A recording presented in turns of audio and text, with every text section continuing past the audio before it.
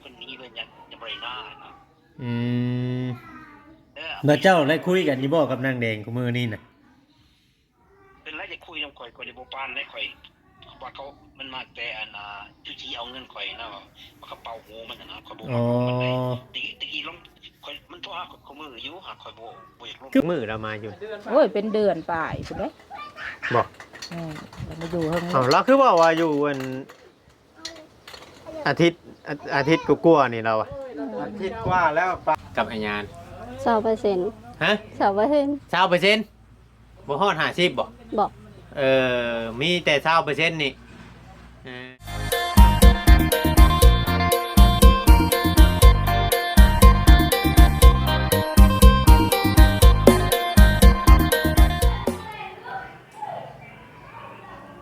กับทักทายสบายดีเนาะพ่อแม่พี่น้อง FC เบิร์ดสุขุสุคนพี่น้องเนาะทางฝั่งลาวฝั่งไทยแล้วก็ทางต่างประเทศพี่น้องที่เขามาเบิ่งมาชมเขามาติดตามคลิปช่อง YouTube ของว่าเพียงชายใจกันดอยเพียงเนาะอีกคือเก่าคือเดิมเนาะเพียงเนาะก็เพิ่มเติมก็อยู่ทางบ้านทางเฮือนเนาะเพียงเนาะมื้อนี้บ่ได้ไปทางใดพี่น้องเอ้ยอยู่บ้านอยู่เฮือนแล้วก็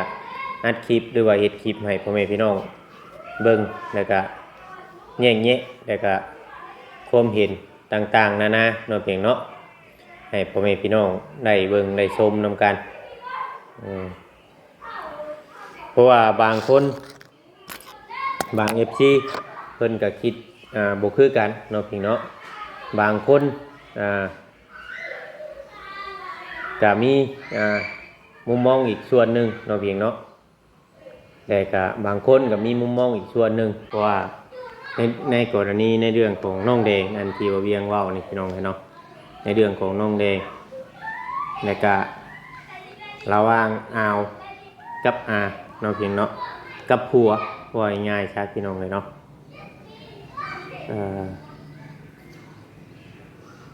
บ่ยังบ่เปิดใจคุยกันว่าง่ายๆเนาะคือทางบ่ย่านี่เราบ่มีหยังสิคุยเนาะคือเฮาเบิ่งในคลิปของทางตุชิตเพิ่นเอาลงเนาะพี่น้องคือทางไอ้ย่านี่เรา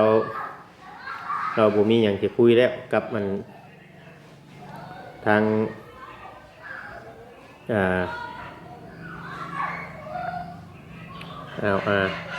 ของน้องเดงแต่ปัดที่นี่กับ FC เพิ่นก็เว้าว่าผู้เพิ่นอยู่ทางนั่นแหละพี่น้องเฮาเว้าง่ายๆว่ามันก็มีข้อมูลหลายอย่างตอนนี้น่ะบอกนู่นนั่นนี่เนาะเกี่ยวกับทางอาญาเนาะเฮาก็เพราะอาญารับบางเทื่อบางทีนี่ก็เฮายังบ่ฮู้จักเราแบบดีพอแล้วก็เพิ่นก็อยากให้อาญานี่ปรับความเข้าใจกับทางเบาหยัวเนาะให้คุยกันดีๆคือทางเขาเบาหยัวนี่ก็เราอยากให้อาญานี่โทรไปหาเราบ่อยากให้โทรไปหา YouTube เพื่อมันเป็นการปั่นป่วนเราเนาะโทรไปว่าปิ้นพุ่นปิ้นพี่นะสมมุติว่าสิให้คายบ่ให้คายก็ให้โทรไปโอ้ล้มกันอันนี้ก็เฮาก็ยังบ่ฮู้ว่าเจ้าได้ล้มกันแน่แล้วบ่หรือว่าแนวไหนหรือว่าตั้งสิเบียกล้มเลยบ่หรือว่าแนวไหนนะพี่น้องตั้งแต่เกิดเรื่องนี่บัดเฮาถามทั้งน้องแดงนี่ก็ว่าบ่ได้ล้มกันแบบเป็นจริงเป็นจังนั่นน่ะสมมุติว่าทางไอ้ย่านี่บ่อยากล้มกับเมียของเบาหยัวนี่ก็เวลาโทรหานางแดงนี่จะให้บอกนางแดงว่าต้องการล้มแต่กับไอ้หยัวให้คุยกันให้เข้าใจกันเนาะในกรณีนี้บัดนี้ก็ที่มีคนส่งข้อมูลเนาะบางอย่างพี่น้องเลยอยากให้บ่เวียงนี่เอาออกอากาศแต่อันนี้เฮาก็ต้องถามแม่ย่าก่อนเนาะเพียงเนาะว่าเพิ่นสิให้เอาออกอากาศบ่คือว่าแนวไหนข้อมูลที่ว่าคนอยู่ใกล้เคียงเจ้าไอ้ย่าเนาะคนอยู่ใกล้เคียงเจ้าแต่คนอยู่ ในเรื่องในของเจ้าเนี่ยว่าง่ายๆครับเขาบ่พาเว้าแต่มีแต่ว่าถ่ายญาโทรมาแล้วเขาสิเล่าให้ฟังแล้วก็มันแม่นคือเพิ่นเว้าแท้บ่เนาะว่าบางเทื่อบางทีก็เฮาบ่ฮู้แล้วก็เฮาบ่จักนำในเรื่องนี้เรื่องของชุมเจ้าเนาะมีแต่ว่าเรื่องของเรื่องน่ะคือทางบ่เวียงน่ะอยากให้ปรับความเข้าใจกันคือทั้งอ่าวทั้งเราโทรมาหาบ่เวียงในมื้อนั้นก็เราก็เห็นคอมเมนต์ต่างๆนานาน่ะคอมเมนต์มันหลายแฮงแล้วก็ตลบเราก็อยากแก้อันนี้ก็ทั้งอยากให้อ้ายย่าว่าง่ายๆครับอยากให้ทั้งบ่าวย่านี่คือว่าทั้งครัวของน้องแดงนี่โทรไปไปล้มกับซุปเปอร์บ่มีหยังก็เนาะเพียงเนาะเพราะว่าเรื่องมันจะได้จบนะ FC หลายๆท่านนี่ก็บางคนน่ะที่ว่าเวียงจะอ่านคอมเมนต์ให้ฟังเนาะ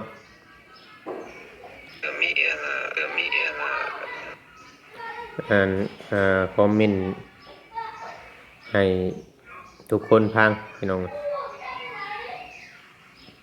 บางท่านก็เพิ่นก็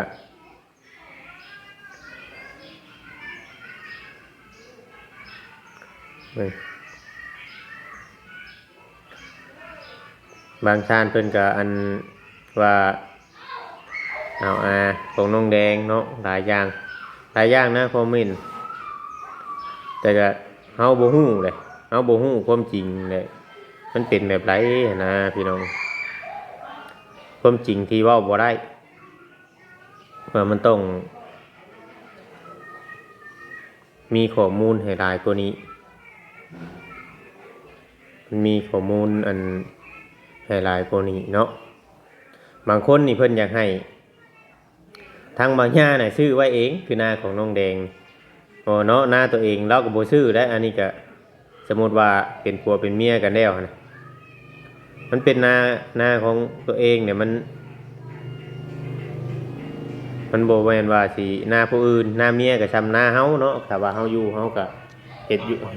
เฮ็ดกินนะ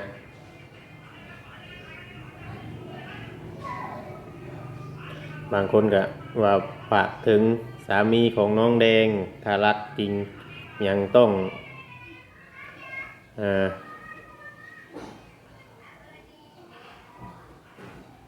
อย่ายอมแพ้ต้องคัดค้านปกป้องทรัพย์สินภรรยาบ่ง่ายๆก็มันคนอยู่ไกลหนึ่งมากอะทางน้องแดงนี่ยังบ่ฮู้จักคำว่าผัวเมียแบบว่าคำว่าครอบครัวน่ะพี่น้องเนาะอันนี้ก็บ่จักความสิเว้านํทางน้องแดงนี่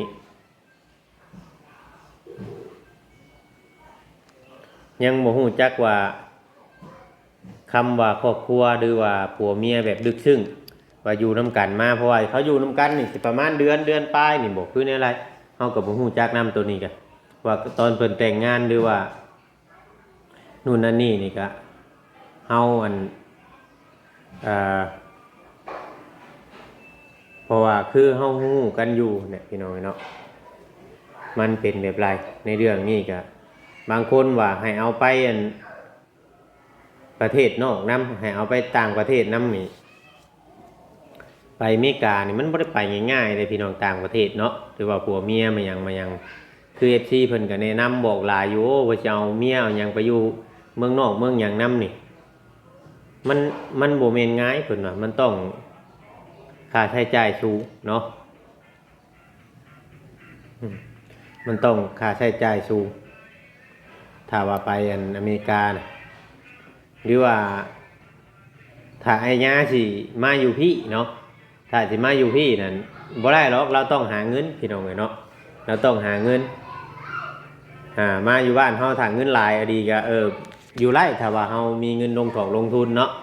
เฮามีเงินลงทุนนู่นนั่นนี่หลายนะว่าตอนนี้ FC นั่นว่าเป็นหยังคือบ่ปรับความเข้าใจกันแน่บ่ชุมเจ้าบ่อันนี้มันมีส่วนน้อย มันมีส่วนน้อยแต่ก็มันบ่เกี่ยวกับคอมเมนต์พี่น้องเนาะที่ว่าเพิ่นโทรมาชุมเจ้าบ่เฮ็ดคลิปออกมานั่นบ่สงสัยหยังบ่คือบ่นั่นนี่บางคนเนาะมันก็บ่คือกันพี่น้องเนาะเฮาก็บ่ฮู้ว่าผู้โทรมาก็จักเพิ่นมีจุดประสงค์หยังแน่หรือว่าเพิ่นบางดีหรือว่าแนวนั้นแนวนี้เนาะพี่น้องเฮาก็เพิ่นก็อาจจะอยากให้ความกระจ่างแจ้งหรือว่าในไรแล้วก็เพิ่นก็มีผู้หรือว่ามีรายละเอียดแต่มีหลักฐานเด็กๆน้อยๆนะมันข้อมูลมันยังบ่เพียงพอแต่เฮาก็เลยบ่กล้าเว้าหยังหลายทั้งเอาทั้งอานั่น FC ว่าถ้ามีหลักฐานตัวไรมันสำคัญแนวนั้นแนวนี้ก็คือบ่พากันออกมาเว้านู่นนั่นนี่อันนี้ในส่วนความคิดของ FC แล้วก็บัดนี้แหละพอเฮาไปมื้อนั้นน่ะเพิ่นว่าบ่อยากโต้เถียงกันในโลกโซเชียลก็อยากคุยกันกับทางลาวน่ะตรงๆเนาะแต่บางอย่างคือทั้งเราว่าบางอย่างที่ทางไอ้ย่าเว้ามาเนี่ยบางอย่างก็มันบ่เป็นความจริงอันนี้เฮาก็จักความสิว่านํพี่น้องเนาะเพราะว่าชุมทางชุมเจ้าเนี่ยคุยกันเนาะคุยกันเนี่ยเฮาก็บ่ฮู้จักนํแต่ก็เรื่องรักถอกรักทานหรือว่าคุยกันนู่นนั่นนี่ที่ว่าเพิ่นโอ้ลมกันหรือว่าเว้ากันเด็กๆน้อยๆนี่ก็มันส่งมาเป็นช็อตเป็นหยังนะพี่น้องส่งมาสั้นๆนะมันเป็นวิดีโอสั้นหรือว่าเฮาจับใจความมันบ่ได้บางอย่างก็เลยบ่กล้าเว้าหยังหลายยุ่งพี่น้องเลยบ่กล้าเว้าหยังเนาะมีแต่ว่าตามที่ทางอ้ายเพิ่นเว้านี่ก็เราอยากให้ทางน้องแดงนี่ฟังความเราแน่เพราะว่าเราแต่งงานเป็นผัวเป็นเมียกันแล้วบัดนี้ทางน้องแดงนี่ยังบ่เข้าใจคำว่าผัวเมียหรือว่านู่นนั่นนี่เพราะว่ายังอยู่นํกันได้บ่โลนนะพี่น้องเพราะว่านางแดงนี่เราก็เป็นคนที่บ่ฮู้จักหยังว่าง่ายๆซะทางไอ้ย่าก็ฮู้ว่าทางนางแดงนี่เราบ่เป็นคนบ่นั่นอยู่แล้วเนาะเป็นคนที่ว่าบ่ร้อยสมบูรณ์คือคนอื่นเราก็ฮู้อยู่แล้วแต่เราน่ะว่าสงสารบัดนี้เราสิขอเลิกยุ่งเนาะสิบ่ขอยุ่งนำแล้วว่าเราสิพอบ่ยุ่งนำเนี่ยเพราะว่ามันเราบ่ไหวแล้วเราบ่ไหวกับทางหรือว่ากักขังว่าง่ายๆใช่เนาะกักขังเมียเราเพราะว่าตอนนี้นั่นคือถ้าว่าเฮาไปหาทางนางแดงนี่เราก็อยู่เฮือนอยู่นั่นนู่นนี่คือเก่าแต่ว่านางแดงน่าจะซ้ำนางแดงนี่แหละพี่น้องเนาะไผสิเฮ็ดหยังไรแต่ก็บ่มีไผฮู้จักนู่นนั่นนี่พี่น้องก็บ่มีไผฮู้จักดีพอนอกจากคนที่อยู่ใกล้ชิดกับเพิ่นและคนที่ฉะนั้น FC เห็นกับผู้เพิ่นติดตามแต่ต้นเสมอมาเพิ่นก็สิฮู้เนาะพี่น้องเนาะ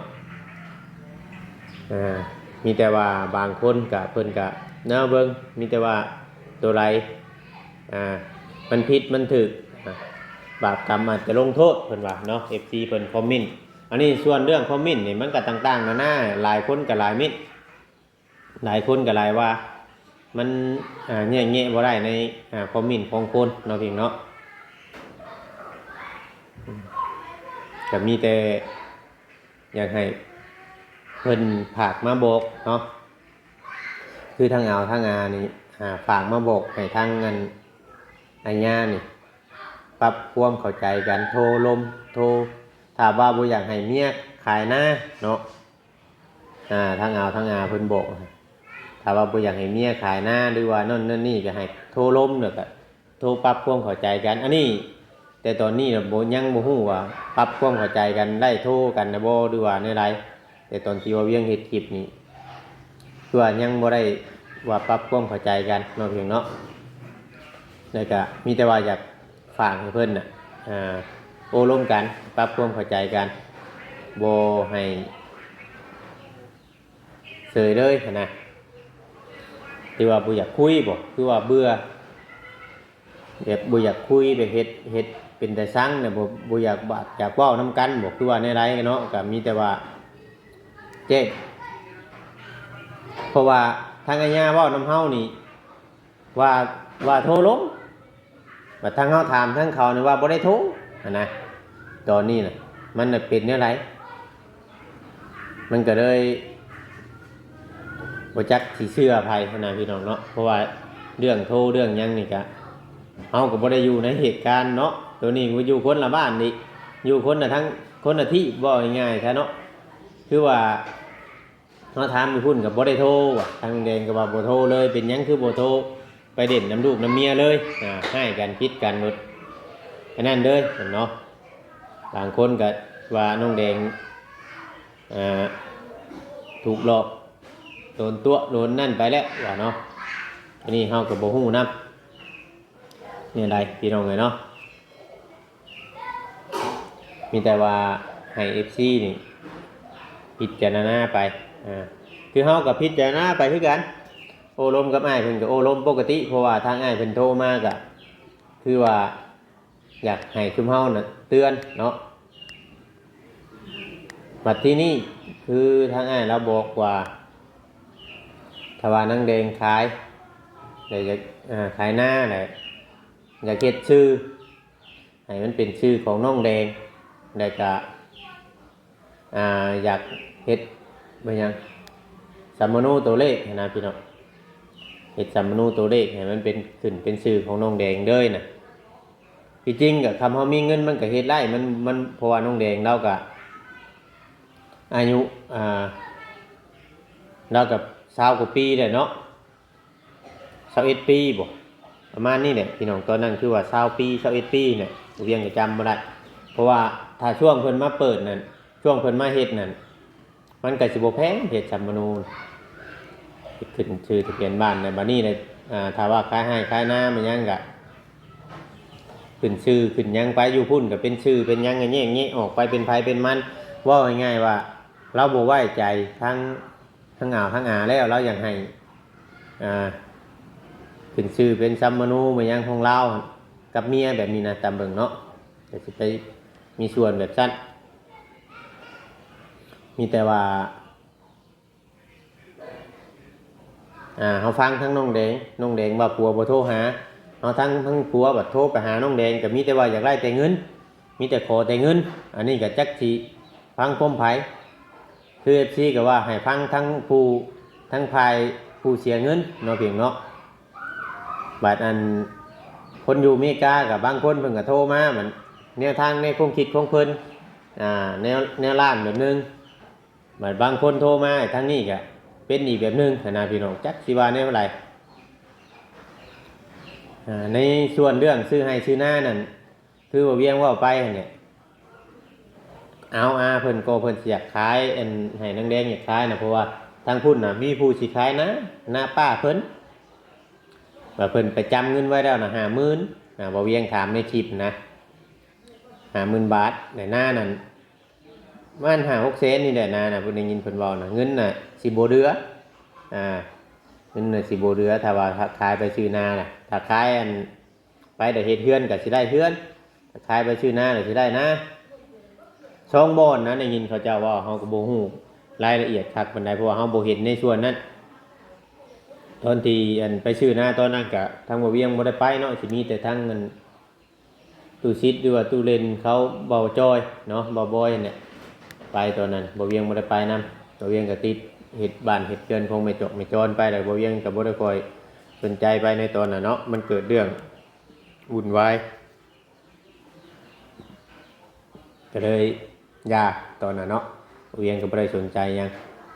เพราะมันเกิดเรื่องขึ้นมาอีกแบบนี้ FC เพิ่นถามกันเข้ามา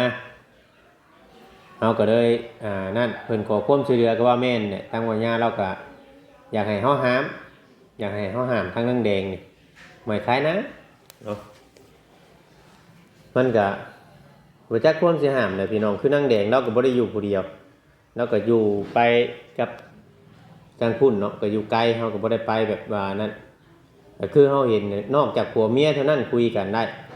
ว่าโทรคุยกันคือทางเงิน YouTube นี่มีแต่ฟังทางนั้นน่ะฟังทางนี้แหละเสนอออกมาแต่ก็บ่ได้เข้าข้างผู้นั้นน่ะก็บ่ได้เข้าข้างผู้นี้พี่น้องเนาะมีแต่ว่าฟังความทั้งสองฝ่ายเนาะเดี๋ยวบ่เข้าข้างใครเพราะว่ามันเคยเกิดเรื่องขึ้นมาแล้วตัวนี้น่ะบ่เวียงก็เลยสิบ่ขอเว้าทางนั้นทางนี้เข้าข้างทางนั้นทางนี้เพราะว่ามันเคยเจอปัญหานี่มาแหละในครอบครัวของน้องแดงนี่เนาะก็เลยมีแต่ว่าให้ชุเพิ่นหักแพงกันนั่นแหละก็ทางที่ดีนะแต่ว่าทางไอ้ย่าป้าน้องแดงไปแล้วนี่น้องแดงบ่มีผู้ส่งเงินส่งค้ำให้กินผู้เดือนนี่มันสิแห่งสิยากอีกเจ้าเวียงว่าเนาะมีแต่ว่าประมาณนี้แหละให้ FC พิจารณาเบิ่งอีกเนาะไม่แล้วก็มีแต่ทางไอ้ย่าโทรมาก็มีแต่ว่าถามสิ่งที่ถาม YouTube หรือว่าสิ่งที่ FC เพิ่นโทรมาล้มเนาะมันแม่นความจริงบ่นู่นนั่นนี่เนาะเพราะว่าเฮาบ่ได้เอาออกอากาศไอ้ย่าเนาะเดี๋ยวมีแต่ว่าถ้าว่าเพิ่นมีปัญหาหยังก็เพิ่นคุยกับอ้ายเองเนาะคนที่อยู่ทางพุ่นนะพี่น้องเฮาก็สิบ่ขอเว้าแต่จังใดก็ถ้าว่าผิดพลาดประการใดก็ต้องกราบขอโทษขออภัยนำพี่น้องเนาะมีแต่ว่าให้โอ้ร่วมกันนั่นแหละพี่น้องเนาะสำหรับคลิปนี้ก็ลาไปก่อนพี่น้องอยู่ดีมีแฮงบ่สุขทุกคนเนาะขอกล่าวคำว่าสบายดีพี่น้องเนาะ